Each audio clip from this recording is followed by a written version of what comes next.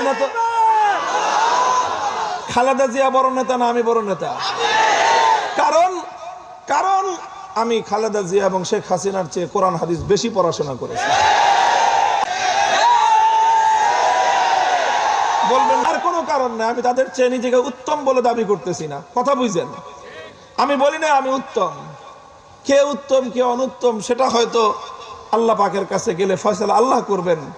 কিন্তু আমি দুনিয়ার বিবেচনায় বলতেছি, আলেম ওলামাদেরকে নিজেদের নেতা মনে করবেন, যে আপনারা আলেমদের কাছ থেকে আপনাদের ভুল ত্রুটি সংশোধনের কথা বরদাস্ত করতে পারেন না।